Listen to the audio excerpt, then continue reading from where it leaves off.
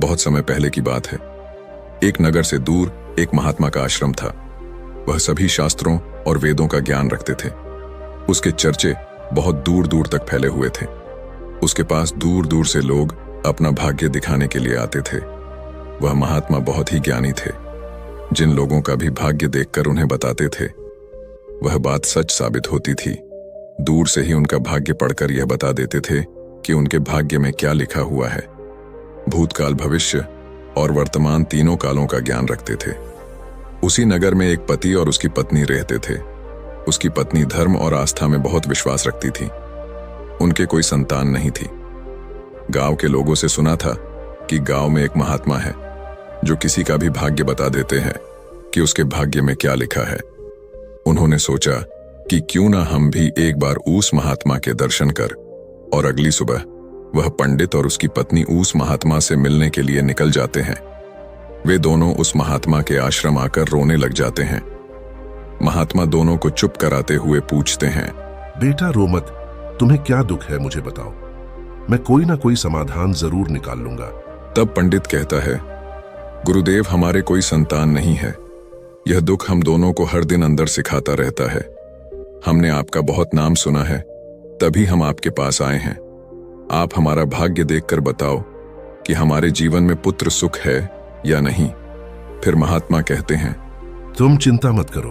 तभी महात्मा पंडित की पत्नी को आश्रम के मंदिर से 2 सेब लाकर देता है और कहता है, इनको आप दोनों पति पत्नी खा लेना, तुम्हें अवश्य ही संतान प्राप्ति होगी।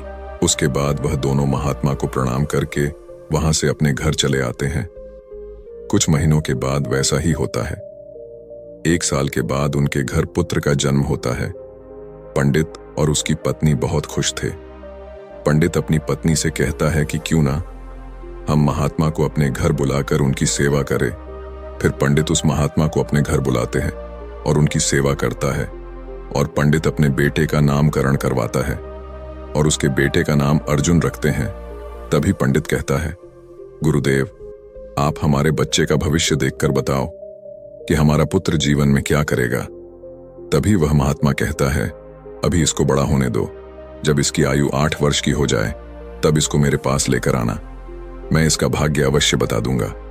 यह बोलकर महात्मा वहां से चले आते हैं। धीरे धीरे समय गुजरता गया।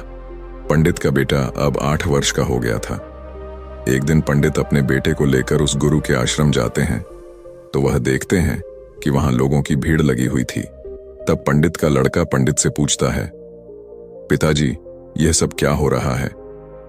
तब पंडित अपने बच्चे को बताता है कि यह महात्मा त्रिकालदर्शी है, इनको भविष्य का पता चल जाता है। यह सब लोग अपने अपने भविष्य का पता करने यहाँ आए हुए हैं। तब वह पंडित का लड़का उन गुरुदेव के पास जाता है और कहता है, गुरुदेव, आप मेरा भी भविष्य देखो ना। उस छोटे बालक की बात सुनकर गुरुदेव पहले तो मना कर देते हैं, लेकिन बाद में बच्चे की जिद पर मान जाते हैं और उससे कहते हैं, बेटा, मैं तुम्हारा भाग्य देखता हूं, तुम मेरे सामने आकर बैठ जाओ। फिर महात्मा उस पंडित पुत्र का भाग्य देखने लगता है। उस महात्मा ने अपने ग्रंथ को खोला और फिर पंडित पुत्र के ललाट को देखा। जब उसने गणना की तो महात्मा ने देखा कि पंडित के पुत्र का विवाह तो एक नीच कुल की कन्या के साथ होना लिखा है। जब उसने यह देखा तो वह सोचने लगा कि अब क्या होगा। यह जाति से उच्च कुल का ब्राह्मण है और इसके पुत्र का विवाह नीच कुल की लड़की से होगा। यदि ऐसा हो गया तो यह कहीं का नहीं रहेगा और किसी को अपना मुंह दिखाने लायक भी नहीं रहेगा। महात्मा यह सब बात उस पंडित को बता देता है। पंडित यह सुनकर कहता है, गुरुदेव, नहीं नहीं, मैं ऐसा नहीं होने दूंगा। जब मैंने भाग्य जान लिया तो मैं भाग्य को बदल दूंगा। जब उस महात्मा ने कुछ और गहराई से उस ग्रंथ को देखा और उसकी गणना की तो उसे पता चला कि उसी गंगा के किनारे कई कोसों दूर एक मछुआरे का परिवार रहता है और उसके परिवार में अब तक 5 पुत्रियों का जन्म हो चुका है। और जो मछुआरे की 5वें नंबर की कन्या है, जिसकी उम्र मात्र 3 साल की है और जिसका नाम उस मछुआरे ने शकुंतला रखा है, पंडित पुत्र का विवाह उस लड़की से होगा, ऐसा उसके पुत्र के भाग्य में लिखा है। यह सब महात्मा पंडित को बताता है तो पंडित ने सोचा, मैं अपने पुत्र के भाग्य को जरूर बदलूंगा मैं इसमें समर्थ भी हूं। जब मैंने अपने पुत्र के भाग्य को जान ही लिया है तो मैं इसके भाग्य को बदल भी सकता हूं। पंडित कहता है, गुरुदेव, मैं भी आज देखता हूं कि भाग्य बड़ा है या मैं बड़ा हूं। तब वह पंडित ब्रह्मा जी के लिखे हुए विधान को बदलने के लिए चल देता है और चलते चलते वह पंडित उस मछुआरे के घर पहुंच जाता है। जब उस मछुआरे ने देखा कि उज्जैन के एक महान पंडित उसके द्वार पर खड़े हैं तो उस मछुआरे ने उस पंडित का बड़ा ही आदर सत्कार किया और कहने लगा, मुझ गरीब की कुटिया में आप पधारे हैं, यह तो मेरे लिए सौभाग्य की बात है। पंडित कहने लगा, हे मछुआरे, मैं किसी उद्देश्य से तुम्हारे पास आया हूं। मैं तुमसे यह जानना चाहता हूं कि तुम्हारे घर में किसी 3 साल की कन्या ने जन्म लिया है। तो मछुआरा कहने लगा, हां, हमारे घर में एक पुत्री ने जन्म लिया है जिसकी आयु अभी 3 वर्ष होगी। पंडित ने कहा, क्या उसका नाम शकुंतला है? तो मछुआरे ने कहा, जी पंडित जी, उसका नाम शकुंतला है। पंडित ने कहा, हे मछुआरे, मेरा गुरु त्रिकालदर्शी है, उन्होंने मुझे कुछ मंत्र दिए हैं। मैं तो इस रास्ते से जा रहा था तो मैंने देखा तुम पर तो बड़ा गौर संकट आने वाला है। जब तक तुम्हारी सबसे छोटी पुत्री तुम्हारे घर में रहेगी तब तक तुम्हें पुत्र की प्राप्ति नहीं होगी। यदि तुम अपने घर के आंगन में पुत्र खेलता हुआ देखना चाहते हो तो तुम्हें अपनी छोटी पुत्री को अपने घर से दूर भगाना होगा। पंडित के ऐसे वचनों को सुनकर मछुआरा बोला, पंडित जी, अभी वह तो नवजात बालिका है, उसकी आयु तो भी मात्र 3 वर्ष की है, मैं उसे ऐसी हालत में कहां छोड़ सकता हूं? पंडित ने कहा, हे मछुआरे, जब मैं तुम्हें यह बता सकता हूं तो मैं तुम्हारी सहायता भी कर सकता हूं। हे पंडित, उसे कहते हैं कि मेरी कोई पुत्री नहीं है। तुम एक काम करो, तुम अपनी इस कन्या को मुझे दे दो, मैं इसका पालन पोषण करूंगा और जब यह बड़ी हो जाएगी तो मैं अच्छा सा वर ढूंढकर इसका विवाह भी कर दूंगा। फिर वह मछुआरा पुत्र की लालसा में अपनी नवजात पुत्री को उस पंडित को दे देता है। पंडित मन ही मन बहुत खुश होता है और उस छोटी सी कन्या को लेकर चल देता है। चलते चलते वह पंडित सोचता है कि इस कन्या को मैंने मार दिया तो मुझे बाल हत्या का पाप लग जाएगा।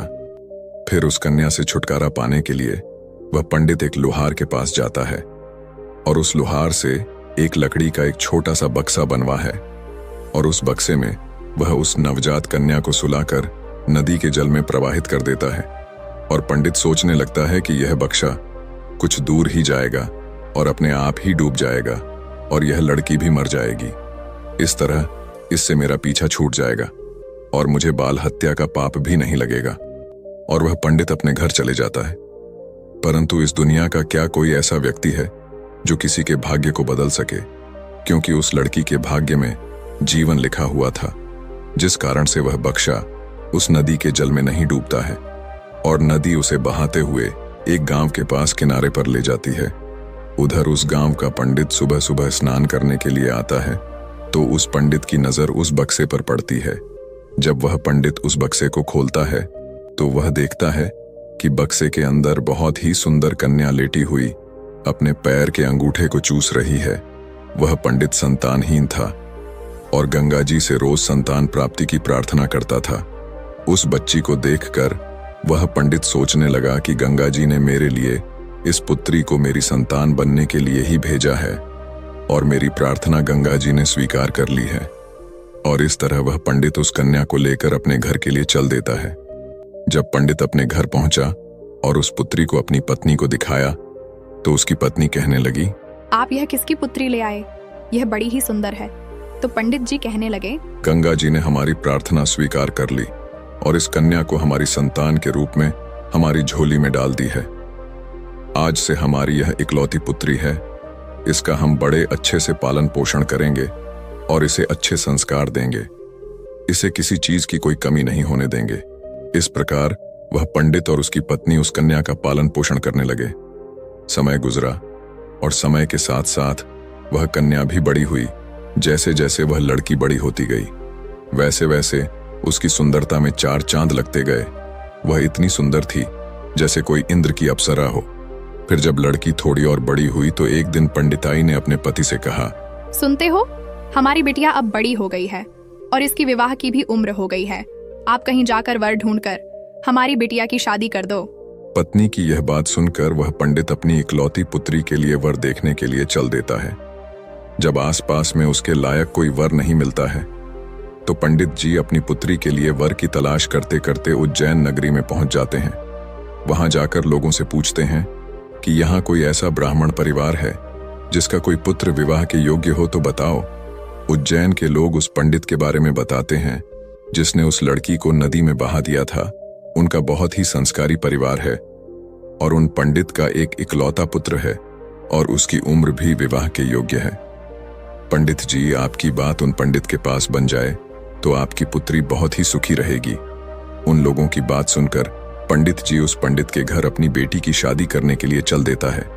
जब वह पंडित के घर पहुंचे और उस पंडित से मिले और जब पंडित जी ने अपनी पुत्री की सुंदरता के बारे में बताया और पंडित को अपने आने का मकसद बताया कि मेरी एक पुत्री है और उसका विवाह हम आपके पुत्र के साथ करना चाहते हैं, तो वह पंडित भी बड़ा खुश हुआ कि चलो, मेरे पुत्र के जो भाग्य में लिखा था अब वह बदल गया है और एक ब्राह्मण अपनी पुत्री की शादी के लिए मेरे पास आया है। वह पंडित उस ब्राह्मण की उस बिटिया से अपने पुत्र की शादी करने के लिए तैयार हो जाता है और फिर विवाह का समय निश्चित भी हो जाता है और वह ब्राह्मण खुशी खुशी अपने घर चला जाता है और अपनी पत्नी से सारी चर्चा करता है। फिर कुछ दिन बाद वह दिन भी आ जाता है जिस दिन पंडित की पुत्री और उस पंडित के पुत्र की शादी होनी होती है। फिर वह पंडित अपने पुत्र की बारात लेकर उस पंडित के गांव की तरफ चल देता है और सोचता जा रहा है कि मैंने अपने पुत्र का भाग्य बदल दिया। जो उस महात्मा ने कहा था मैं उसको भी बदल दूंगा। आज मैं अपने पुत्र का भाग्य बदल दूंगा। लेकिन पंडित को पता नहीं था कि विधाता का लिखा कोई नहीं मिटा सकता। उसे विधाता भी नहीं मिटा सकते। जो लिख दिया वह तो अटल है। जैसा जिसके भाग्य में लिख दिया वैसा तो होकर ही रहता है, चाहे कोई कितने भी जतन कर ले, लेकिन भाग्य का लिखा कोई नहीं मिटा सकता। इस तरह सहयोग से आज वही मछुआरे की कन्या आज पंडित की पुत्री बनकर उस पंडित के बेटे के साथ विवाह करने के लिए तैयार हो रही है जिसे उस पंडित ने पानी में बहा दिया था। फिर उस लड़की का विवाह उस पंडित के बेटे के साथ हो जाता है और इस तरह वह कन्या पंडित के घर में आ जाती है। पंडित का पुत्र सुंदर सी पत्नी पाकर खुश था। पंडित की पुत्री सुंदर सा पति पाकर खुश थी और पंडित इस बात से खुश था कि मैंने अपने पुत्र का भाग्य बदल दिया है। फिर एक दिन किसी कार्य से उस पंडित के पुत्र को उज्जैन से कुछ दिनों के लिए बाहर जाना पड़ता है। एक दिन वह पंडित अपने बेटे की बहू को लेके उस महात्मा के आश्रम जाते हैं। उधर पहुंचकर गुरुदेव को प्रणाम करते हैं और बताते हैं कि गुरुदेव, मैंने विधि के विधान को भी बदल दिया। यह सुनकर गुरुदेव हंसने लगते हैं। पंडित गुरुदेव को हंसता देख पूछते हैं, गुरुदेव आप हंस क्यों रहे हो? तब गुरुदेव पंडित को बताते हैं, ये वही लड़की है जिसको तुमने नदी में बहा दिया था। यह सुनकर पंडित का पसीना छूटने लगा। उसने सोचा, यह तो वही मछुआरे की लड़की है जिसे मैंने मरने के लिए नदी में प्रवाहित कर दिया था। फिर ये मेरे घर में मेरी पुत्र वधू बनकर कैसे आ गई? उसने शकुंतला से कहा, पुत्री, तुम अपने पिताजी की इकलौती पुत्री हो ना? तो वह कन्या बोली, जी पिताजी, मेरे असली माता पिता तो बड़े दुष्ट थे। उन्होंने मुझे 3 वर्ष की अवस्था में ही गंगा में प्रवाहित कर दिया था और जो मेरे नए माता पिता हैं, इन्होंने मुझे नया जीवन दान दिया। जिस दिन से मुझे नया जीवन दान मिला है तब से यही मेरे माता पिता हैं। जब पंडित ने यह साबित कर लिया कि यह वही मछुआरे की लड़की है तो पंडित ने इस शकुंतला से निजात पाने के लिए एक युक्ति निकाली और अपने बेटे की बहू से बोला, बेटी, तुम पहली संतान पुत्र पाना चाहती हो तो मेरे साथ तुम्हें समुद्र पर चलना होगा। जब दोनों ससुर और पुत्र वधू समुद्र पर पहुंचे तो पंडित ने अपने हाथ से एक अंगूठी निकाली और उस अंगूठी को दिखाते हुए समुद्र में फेंक दिया और उससे कहा, बेटी, जिस दिन तुम्हें यह अंगूठी मिल जाए उसी दिन तुम अपने घर आ सकती हो। यह अंगूठी नहीं मिली और तुम अपने पिता के घर पहुंच गई या मेरे घर आ गई तो तुम अपने पति को खो दोगी। इसलिए तब तक तुम्हें कहीं नहीं जाना है जब तक यह अंगूठी तुम्हें ना मिल जाए। यदि तुम मेरे वचनों को मानोगी तो तुम्हें अवश्य ही पुत्र की प्राप्ति होगी और तुम्हारा भाग्य भी जाग उठेगा। ऐसा कहकर वह पंडित उसको समुद्र के किनारे पर छोड़कर वापस अपने घर को लौट गया। शकुंतला ने काफी प्रयास किया लेकिन अंगूठी नहीं मिली। जब अंगूठी नहीं मिली तो वह बेचारी एक रास्ते की तरफ चल दी, क्योंकि ना तो वह अपने पिता के घर जा सकती थी और ना ही अपने पति के घर जा सकती थी। फिर चलते चलते जब वह आगे बढ़ी तो सामने से एक राजपूताना परिवार आता हुआ दिखाई दिया, जो अपने गांव की तरफ जा रहा था। जब उस राजपूत परिवार ने उस लड़की को देखा तो कहने लगे, बेटी, इस जंगल में तुम अकेली कैसे घूम रही हो? यहाँ तो बहुत ही जानवर रहते हैं। तो वह कन्या बोली, क्या बताऊं, मैं विपत्ति की मारी हूँ और मेरा इस दुनिया में कोई नहीं है। तो वह राजपूत परिवार बोला, बेटी, अगर तुम चाहो तो हमारे साथ चल सकती हो। जब शकुंतला ने यह सुना तो वह सहज गई, उनके साथ चलने के लिए तैयार हो गई। इस तरह शकुंतला को उस राजपूत परिवार ने अपने घर खाना बनाने के लिए रख लिया। जो राजपूत परिवार का मुखिया था वह उस पंडित का बहुत ही घनिष्ठ मित्र था। कुछ समय बाद उधर जब पंडित का लड़का अपने घर आया और उसने अपने पिताजी से शकुंतला के बारे में पूछा, तो पंडित ने झूठ बता दिया कि गंगा स्नान करते समय तुम्हारी पत्नी शकुंतला डूबकर मर गई। जब पंडित के लड़के ने यह सुना तो उसे काफी दुख हुआ। उधर राजपूत परिवार जिस गांव में निवास करता था, उस गांव का एक पंडित अपने लड़की का रिश्ता लेकर उसी पंडित के घर पहुंच गया। उस पंडित ने पंडित से जब अपनी पुत्री के विवाह के लिए प्रस्ताव रखा, तो पंडित ने उस पंडित से कहा, हम अपने पुत्र के साथ तुम्हारी पुत्री का विवाह तो कर लेंगे, लेकिन विवाह से पहले हम तुम्हारी पुत्री को देखेंगे और उसके बाद ही विवाह करेंगे। क्योंकि पंडित को डर था कि कहीं मछुआरे की वही कन्या फिर से विवाह ना कर ले जो उसके लड़के के भाग्य में लिखी है। वह पंडित उस पंडित की शर्त मानने के लिए तैयार हो गया और अपने गांव को वापस लौट गया। अब पंडित अपने पुत्र के लिए लड़की देखने को उस पंडित के गांव की तरफ चल दिए। उधर जो अंगूठी उस पंडित ने समुद्र में फेंकी थी, उसे एक मछली निगल गई। एक दिन किसी मछुआरे ने समुद्र में जाल फेंका तो उसे वही मछली मिली जो अंगूठी निकल गई थी। उस जाल में वह फंस गई। मछुआरा पकड़ी हुई। मछली को बेचने के लिए वहीं पहुंच गया जहां वह राजपूत परिवार रहता था। परिवार के मुखिया को मछली खाना बहुत ही पसंद था, इसीलिए उस राजपूत ने उस मछुआरे से उस मछली को खरीद लिया और उस मछली को ले जाकर शकुंतला से कहा, बेटी, क्या तुम मेरे लिए मछली पका दोगी? तो शकुंतला बोली, जी पिताजी, मैं मछली तो नहीं खाती हूं, लेकिन आपके लिए जरूर बना दूंगी। इस प्रकार वह मछली लेकर रसोई में काटने लगी। जब शकुंतला ने उस मछली को काटा तो उसके पेट में से वही अंगूठी निकलकर जमीन पर गिर पड़ी। जब शकुंतला ने उस अंगूठी को देखा तो वह पहचान गई और अंगूठी पाकर बहुत खुश हुई। उधर वह पंडित अपने पुत्र को लेकर पंडित के गांव में पहुंचा और अपने बेटे से कहने लगा, हे पुत्र, इस गांव में हमारे घनिष्ठ राजपूत मित्र रहते हैं। पहले हम उनके पास चलते हैं, उसके बाद हम तुम्हारे लिए लड़की देखने पंडित जी के घर जाएंगे। पंडित के बेटे ने जब अपने पिता के ऐसे वचनों को सुना तो वह बोला, पिताजी, जो आपको अच्छा लगे वैसा ही कीजिए। फिर वे दोनों उस राजपूत के घर पहुंचे। राजपूत ने जब अपने मित्र पंडित को आते हुए देखा तो वह भी बहुत खुश हुआ और उनका पहले की भांति आदर सत्कार किया। आदर सत्कार करके उन्हें अपने पास में बिठाया और उसने शकुंतला को आवाज दी, बेटी, हमारे मित्र आए हैं, जरा उनके लिए पानी का इंतजाम करो। जब शकुंतला पानी लेकर आई तो शकुंतला ने पंडित को देखा, पंडित ने शकुंतला को देखा। फिर जब पंडित के लड़के ने शकुंतला को देखा तो वह कहने लगा, पिताजी, आपने मुझसे झूठ क्यों बोला कि शकुंतला मर गई? मेरी पत्नी तो जिंदा है और यह आप जानते हैं, और यह जानते हुए भी आपने मेरा विवाह किसी अन्य लड़की से करने की कैसे सोची? तो वह पंडित दुखी मन से कहता है, पुत्र, मैं भटक गया था। मैं विधाता के लिखे भाग्य को बदलने के प्रयास में इतना नीच कर्म कर बैठा कि कुछ पूछो ही मत। फिर उसने पूरी कहानी सभी को सुना दी और कहने लगा, मुझे अपने ऊपर कुछ ज्यादा ही घमंड हो गया था, जो विधाता के लिखे को मिटाने चला था। मैंने लाख कोशिश की, लेकिन हुआ वही जो तेरे भाग्य में लिखा था। यह कहकर उसने अपने बेटे की बहू से माफी मांगी और आदर सत्कार से उसे घर लेकर गए। दोस्तों, विधि के विधान को कोई बदल नहीं सकता, जो लिखा होता है वह जरूर होता है। दोस्तों, आपने आज के इस वीडियो से क्या सीखा वह मुझे आप कमेंट में बता सकते हैं। इसी के साथ में उम्मीद है कि आपको आज की वीडियो पसंद आई होगी। तो इस वीडियो को उस इंसान को शेयर करें जिससे यह कहानी सुनने की जरूरत है, और उसी के ठीक बाद चैनल को सब्सक्राइब करें।